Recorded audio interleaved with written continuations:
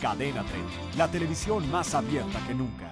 Este próximo 26 de junio se conmemora el Día Internacional de Apoyo a las Víctimas de la Tortura. Es por eso que Carla de la Cuesta viene acompañada en esta ocasión del profesor Miguel Sarre, quien es investigador del ITAM y especialista en este tema. Buenos días, Carla, bienvenidos, gracias por acompañarnos. Encantado, gracias. Doctor, buenos días. Muy buenas. Y bueno, profesor, muchísimas gracias por estar aquí con nosotros y empezando por entender un poco qué es la tortura. Y a mí algo que me sorprendió muchísimo platicando con el maestro es que me decía, la tortura recae o descansa sobre 4 Is, ¿no? Así fue más o menos, y me sorprendió qué es esto de las 4 Is de la tortura que realmente nos deja pues helados, ¿no? Sobre lo que está pasando con este tema.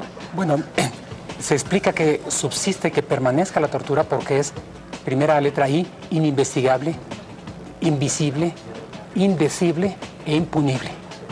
Es decir, estos elementos la sostienen.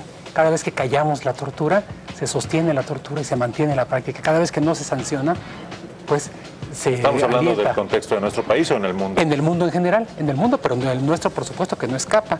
Y aquí hemos visto el problema tan fuerte, tan recurrente, tan ordinario que es la tortura, está sostenido en estos 4 elementos. Y que en realidad debería ser intolerable.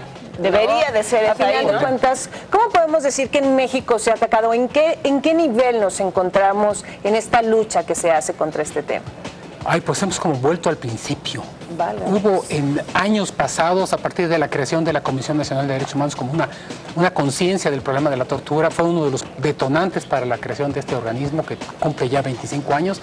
Y ahora hemos visto un retroceso brutal donde, bueno, a mí me comentaban que todavía es posible escuchar afuera de agencias del Ministerio Público gritos de personas siendo torturadas, ¿no? O sea, y no digamos lo que ocurre por parte de las Fuerzas Armadas, etcétera, en lugares menos accesibles para el público en general. Es algo común, es algo ordinario, pero ahí está. Los informes de gobierno no hablan de ello, ¿verdad?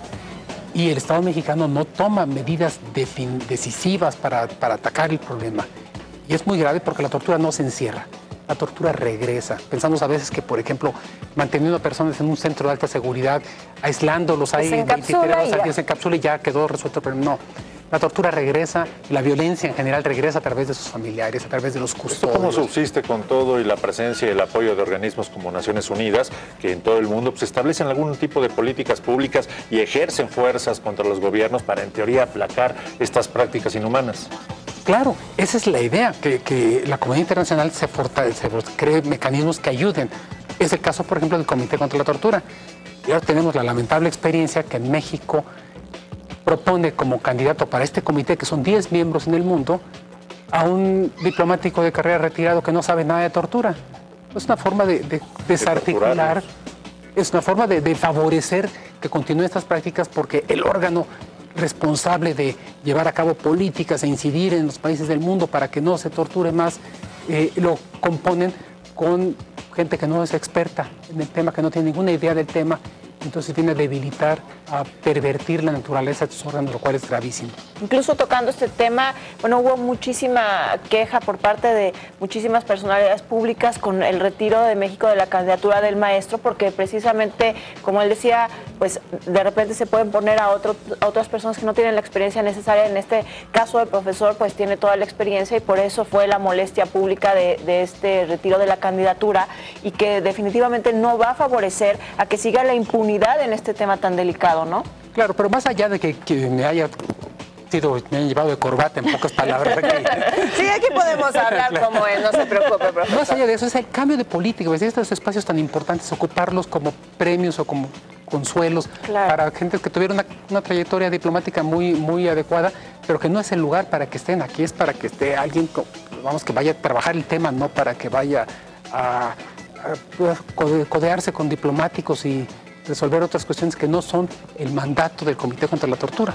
Es que es lamentable, o sea, pareciera que la diplomacia es como la vía justamente para resolver este tipo de cosas y lo que se hace es que se pierde tiempo, se pierden espacios y finalmente cuando habla pues de las instituciones que deberían no promover este tipo de prácticas, lo hacen. Ahora, como sociedad, ¿qué podemos hacer? Bueno, yo creo que la tortura se genera en muchos espacios de nuestra vida, desde lugares que parecieran tan alejados, por ejemplo, cuando tenemos en la escuela actos cívicos forzados con los niños, donde los ponen al rayo del sol a darle honores a la bandera, ¿verdad? Eso es una forma de maltrato. La tortura no está desconectada de esas formas de maltrato que se generan en nuestra sociedad. Desde luego la violencia interna, la violencia familiar, la violencia de género, todo eso va creando como los sedimentos que hacen posible que la tortura se generalice y se presente ya en las instancias estatales propiamente. Y hay una conciencia en la sociedad muy generalizada que se necesita la tortura para ser eficaces en la lucha contra la delincuencia y demás. Y eso es lo que precisamente es un engaño total, porque eso genera a la larga, genera más inseguridad, porque quienes actúan, quienes trabajan de esta manera, pues después son reciclados y pasan frecuentemente a las filas de la delincuencia. El que tortura hoy para investigar un delito, pues mañana será el secuestrador que amputa un dedo. Pierde la sensibilidad, ¿no? de esa vida, de ese cuidado del ser humano. Maestro, muchísimas gracias de verdad por haber estado aquí con nosotros y explicarnos y ampliarnos más este tema tan importante al que todos debemos ser sensibles y estar bien atentos. Perfecto, muchas gracias. Gracias a ustedes. Maestro. Suscríbete a nuestro canal de YouTube para que siempre estés informado de las últimas noticias de México y el mundo. Empieza ahora mismo dándole clic a estos videos.